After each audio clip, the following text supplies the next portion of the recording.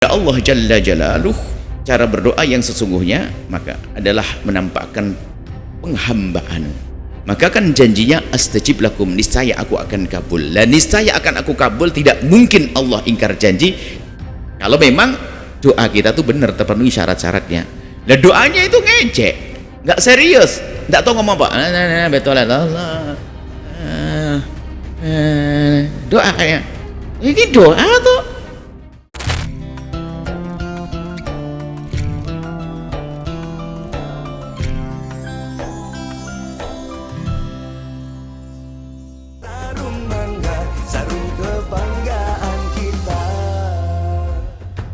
Bangga bersarung mangga. Kita kepada hikmahnya Imam Ibn Athaillah As-Sakandari. Berkata Imam Ibn Athaillah As-Sakandari rahimahullah ta'ala, nafa'anallahu bihi wa bi ulumihi wa bi ulumi masyaikhihi wa talamidatihi fid daraini amin. Imam Ibn Athaillah menyebutkan dalam munajatnya, panjatan dan aduan-aduan beliau kepada Allah Subhanahu wa ta'ala, mengadu tentang kelemahannya, tentang kekurangannya, tentang kesalahannya, mengajari kita, Ilahi, wahai Tuhanku ya Allah, kaifa takiluni, bagaimana engkau akan melepasku, menyerahkanku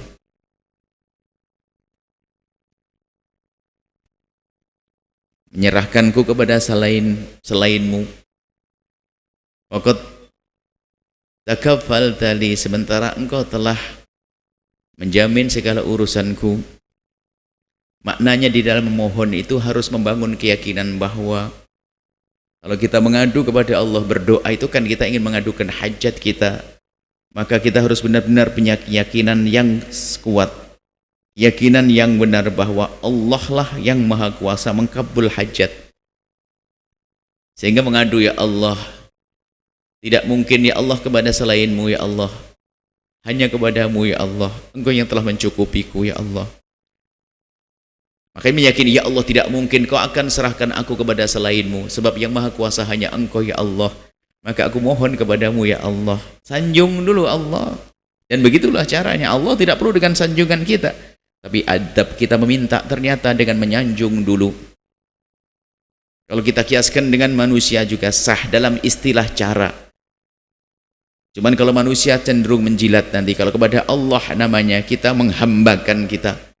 Kalau kita ingin minta kepada seseorang, Anda orang Masya Allah, Alhamdulillah, dilapangkan rezekinya. Kemudian setelah itu ngomong, ini ada hamba Allah yang punya hajat, bagaimana Pak Haji? Kan begitu ya? Tapi kalau belum apa-apa sudah suudon, ada model ente ini gak kira bantu orang, tolong ini ada orang, enak, kurang ajar, sama manusia aja kurang ajar. Lah kok kepada Allah kok suudon, bagaimana? Harus khusnudon. Allah maha kuasa, engkau maha kuasa untuk mencukupi semuanya ya Allah, engkau maha kuasa dan tidak ada yang menghalangi kehendakmu ya Allah, dan aku sangat lemah ya Allah, maka ya Allah kabulkan hajatku. Lah itu pantas, itu kan adab memohon. Sehingga dalam panjatan doa kita tidak anjurkan mengucapkan Alhamdulillah dulu, sanjung Allah. Kan begitu dalam berdoa kita mendahulukan Alhamdulillahi Rabbil Alamin, Alhamdulillahi Rabbil Alamin. Am kaifa akhibu, atau ya Allah, bagaimana mungkin aku bisa menjadi terhalang daripada kebaikan? Enggak mungkin. Wa antal hafiyyu bi, sementara engkau adalah zat yang meliputiku dengan kebaikanmu untukku. Jadi kita harus selalu husnudzon kepada Allah.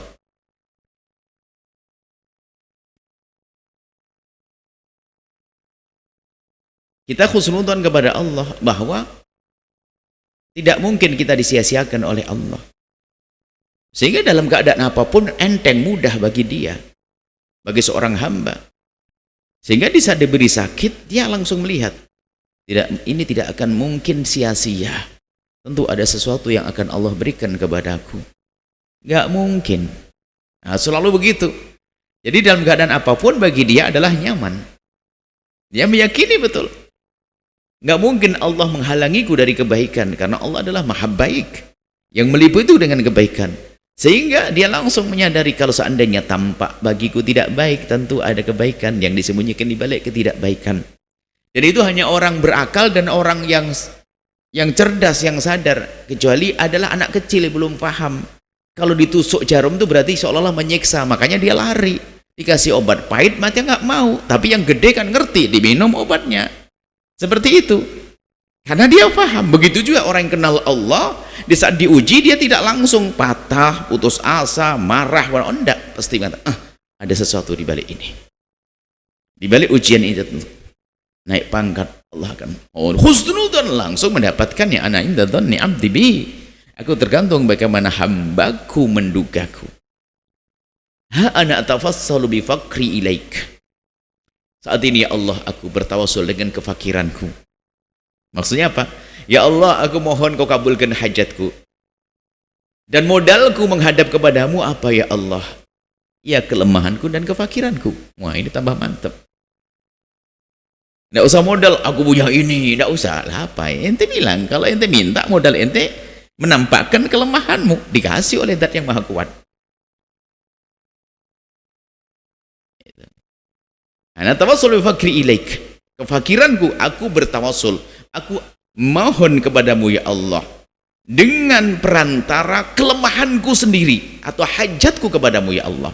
Maksudnya gini, ya Allah, aku memohon kepadamu ya Allah. Dan aku memohon kepadamu ini tidak punya modal dan bekal, kecuali bekalku adalah kesadaranku tentang hajatku kepadamu ya Allah. Kalau kepada manusia, tidak ada yang membawaku ke sini kecuali karena aku hajat kepadamu. Dan tidak aku memilihmu kecuali karena aku menduga kau akan memberiku. Nah, itu kan kepada manusia. Kepada Allah, memang kita tidak boleh, walillahil mathalul a'la, menggampangkan pemahaman yang kami hadirkan ini. Kepada Allah juga demikian. Kita dengan kefakiran kita, kelemahan Allah. Sehingga kalau memohon kepada Allah, ud'uni astajib lakum. Kan begitu. Mohonlah kepadaku, doalah kepadaku, niscaya akan aku kabul. Ini kan ada syarat. Doa itu kan memohon untuk dikabul. Syarat memohon itu harus ada kesadaran penuh kalau dia tuh lemah di hadapan yang dimintai. Nah, kalau minta dengan kesombongan ya nggak dikasih. Astajib yang bakal dikabul Allah tanpa kesombongan.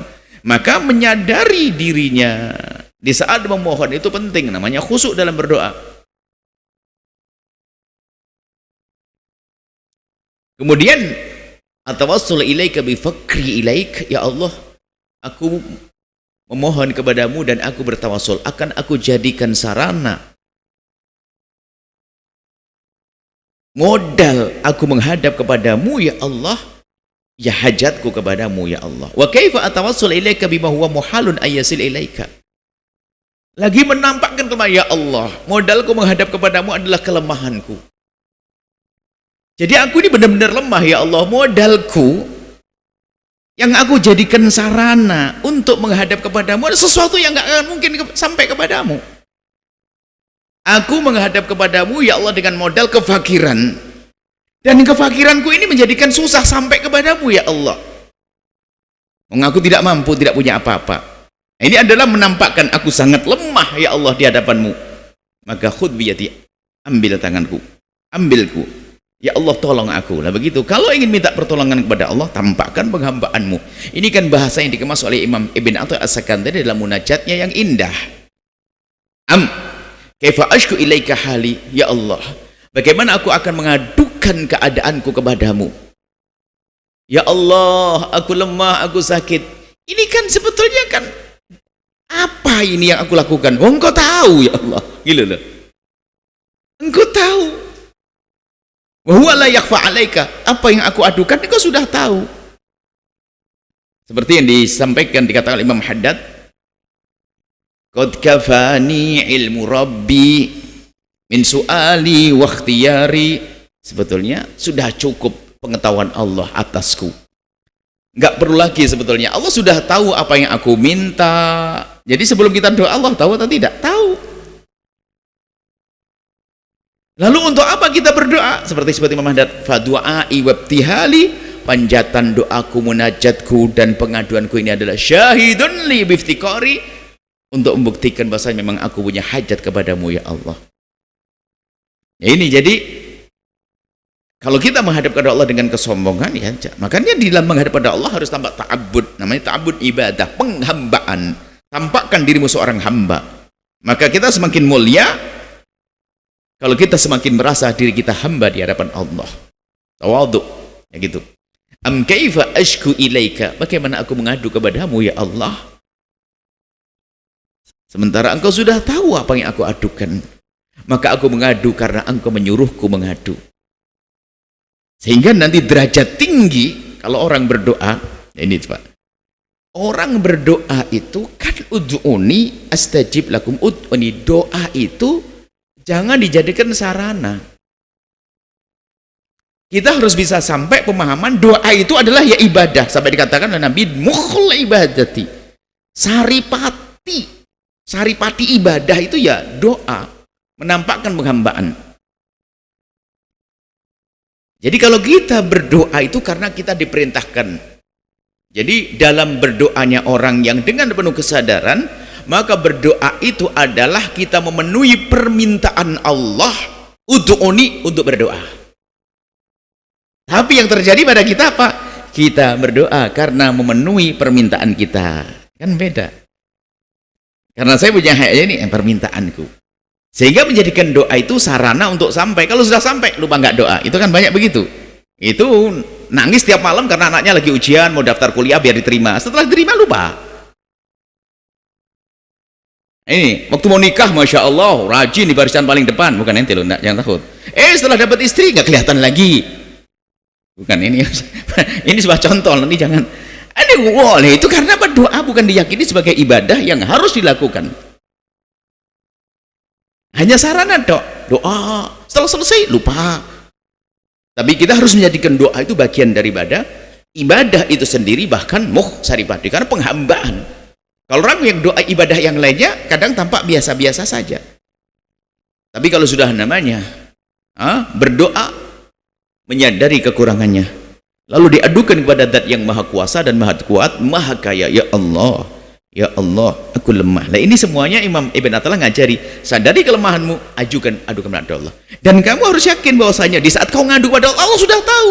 Lalu kemana mengadu? Untuk menampakkan bahwasanya aku adalah lemah. Am kaifa ashku ilaika hali, bagaimana aku mengadukan kepadamu ya Allah tentang keadaanku? Wa la yakhfa alaik, sementara keadaanku sudah tidak tersembunyi bagimu ya Allah, engkau maha tahu.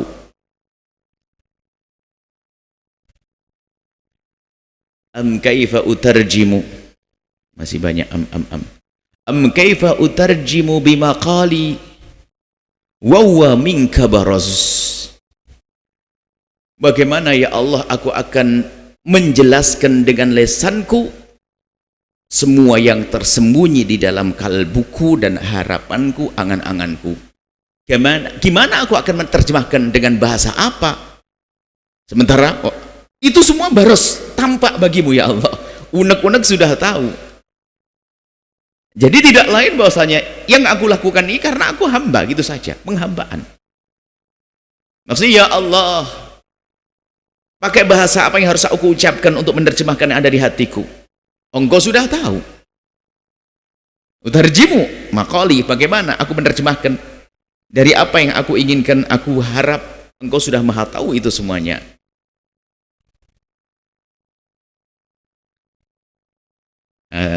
Am kaifa takhibu amali wa hiya wafadat alaika, ini termasuk sudah mulai masuk.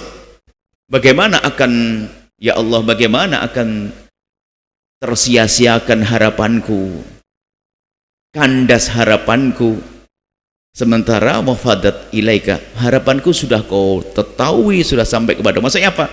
Aku yakin ya Allah, engkau akan mengkabul semuanya, karena aku menghadap Zat yang maha tahu, aku menghadap Zat yang maha kaya, aku menghadap Zat maha kuat. Maksudnya apa?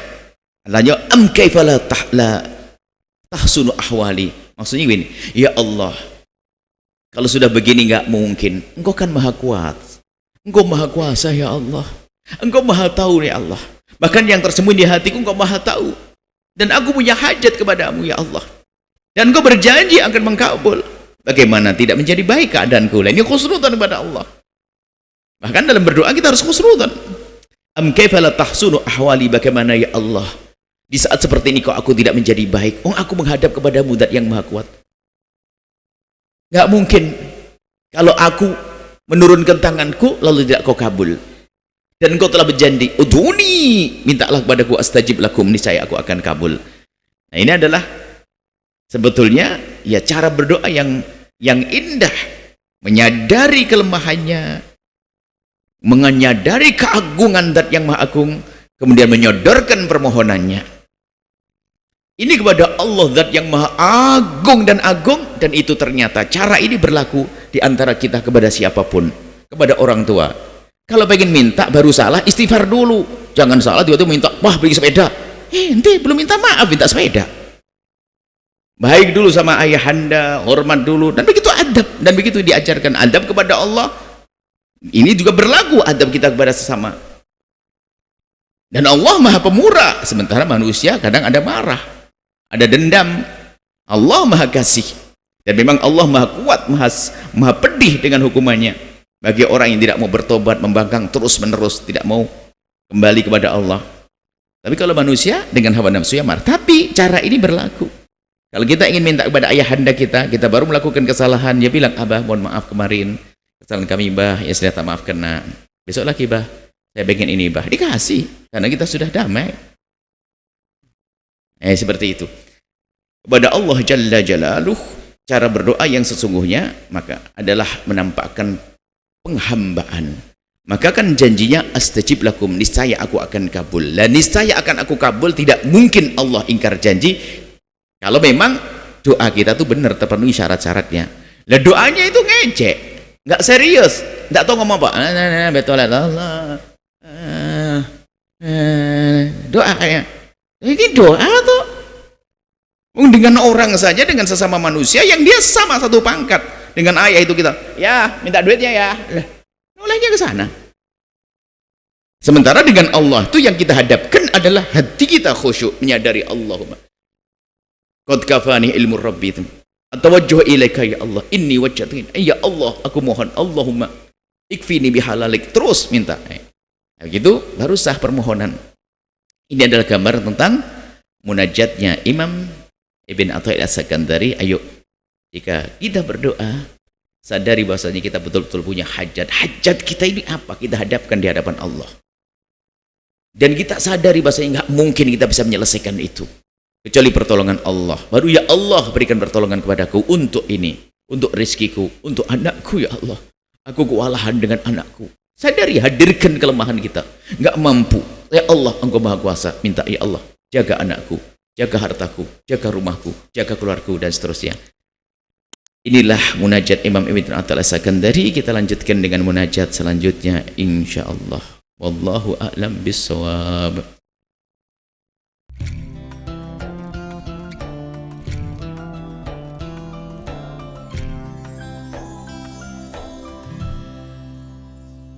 Sahabat Al-Bahjah TV, setelah menyaksikan video ini, jangan lupa bersolawat kepada baginda Nabi Muhammad. Shollu ala Nabi Muhammad. Allahumma sholli alaihi wa ala alihi wa sahbihi.